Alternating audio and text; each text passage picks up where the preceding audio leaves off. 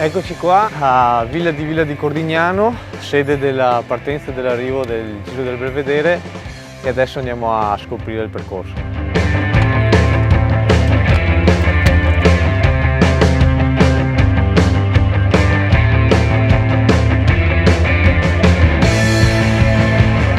Qui siamo nel circuito iniziale da fare 11 volte.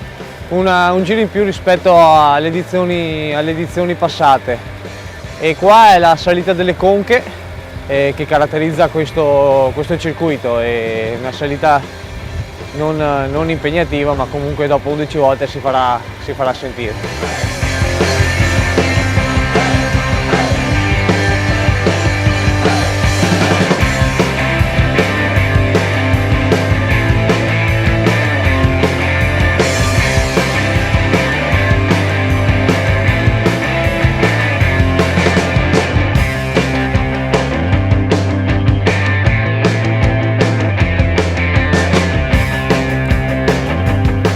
Dopo 11 giri e 140 km qua ci sarà la svolta a destra e si andrà a fare gli ultimi 2 giri più grandi, dove ci sarà la salita che adesso andremo a conoscere.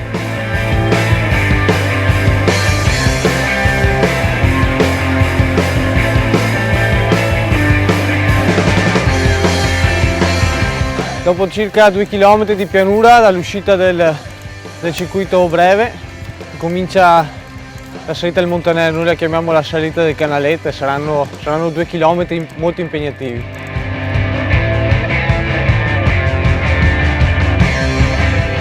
La salita, come ho detto prima, è 2 km impegnativi, ha una media del 12%, ma ha delle punte intorno al 19-20%,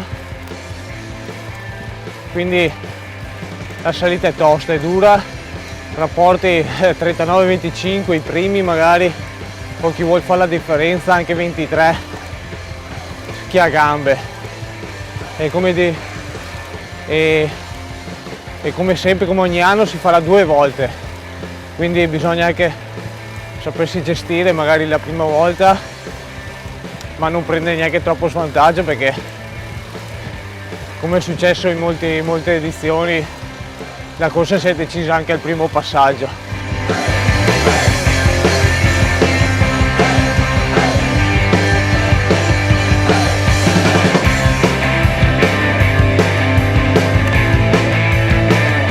Qui c'è la novità di quest'anno: le edizioni passate si scollinava qua c'era il GPM, mentre quest'anno si scenderà per 700 metri per poi risalire da un altro versante, altri 500 metri duri, e poi da lì si scollinerà così per 2 volte, e poi si andrà all'arrivo e là si deciderà il vincitore.